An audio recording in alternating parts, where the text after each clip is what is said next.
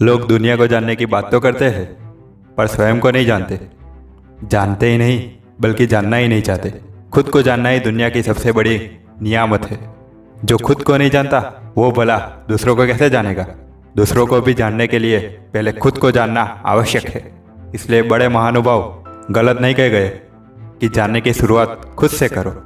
एक महात्मा का द्वार किसी ने खटखटाया। महात्मा ने पूछा, कौन?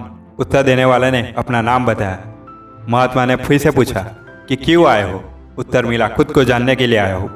महात्मा ने कहा, तुम ज्ञानी हो, तुम्हें ज्ञान की आवश्यकता नहीं। ऐसा कई लोगों के साथ हुआ। लोगों के मन में महात्मा के प्रति नाराजगी छाने लगी। एक बार एक व्यक्ति ने महात्मा का द्वार खटखटाया। महात्मा ने पूछा, कौन? उत्तर मिला, यही तो जानने आया हो कि मैं कौन हूँ। महात्मा ने कहा, चले जाओ, तुम ही वह अज्ञानी हो जिसे ज्ञान की आवश्यकता है। बाकी सब तो ज्ञानी थे। इस तरह से शुरू होती है जीवन की यात्रा। अपने आप को जानना बहुत आवश्यक है। वो किसी को भी जानने का दावा नहीं कर सकता। लोग झगड़ते हैं और कहते हैं कि तुम मुझे नहीं जानता कि मैं क्या क्या कर सकता हूँ। इसके जवाब में सामने वाला भी यही कहता है। वास्तव में दोनों ही खुद को नहीं जानते, इसलिए ऐसा कहते हैं। आपने कभी जानने की कोशिश की कि खुदा और खुद में ज़्यादा फर्क नहीं है? जिसने खुद को जान लिया, उसने खुदा को जान लिया।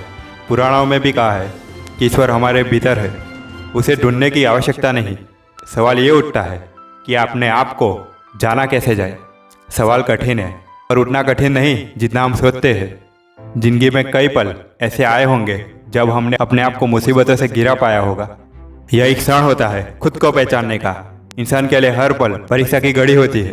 परेशानियां मनुष्य के भीतर की शक्तियों को पहचानने के लिए ही आती है। मुसीबतों के उन पलों को याद करें तो आप पाएंगे कि आपने किस तरह उसका सामना किया था। एक एक पल भारी पड़ रहा था, लेकिन आप उससे उबर गए। आज उन क्षणों को याद करते हुए शायद सिहर जाए, लेकिन उस वक्त तो आप एक कुशल योद्धा थे जिसने अपने पराक्रम से वो युद्ध जीत लिया। वास्तव में मुसीबत एक शेर की तरह होती है जिसकी पूंछ में समाधान लटका होता है, लेकिन हम शेर की दहाड़ से ही इतने आतंकित हो जाते हैं कि समाधान की तरफ हमारा ध्यान ही नहीं जाता। लेकिन धीरे से जब हम ये सोचते हैं कि अगर हम जीवित हैं तो उसके पीछे कुछ ना कुछ कारण है।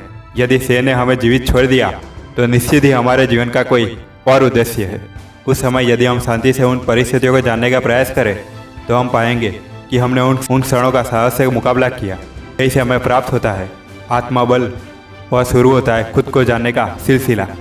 हम याद करें उन पलों के साहस को, कैसे सूझबूझ का परिचय दिया था हमने। आज भी यदि मुसीबतें हमारे सामने आई तो ये जान लीजिए कि वो हमें किसी परीक्षा के लिए तैयार करने के लिए आई है। हमें उस परीक्षा में शामिल होना ही है, यानी खुद की शक्ति को पहचान कर हमें आगे बढ़ना है। जीवन इसी तरह आगे बढ़ता है। ये बात हमेशा याद रखें। जिसने परीक्षा में अधिक अंक लाए हैं उन्हें और परीक्षा के लिए तैयार रहना है। जो फेल हो गए हैं उनके लिए कैसी परीक्षा और काहे की परीक्षा। याद रखें, मेहनत का अंत केवल सफलता नहीं है, बल्कि सफलता के बाद एक और कड़ी मेहनत के लिए तैयार होना है। बस आज के लिए इतना ही।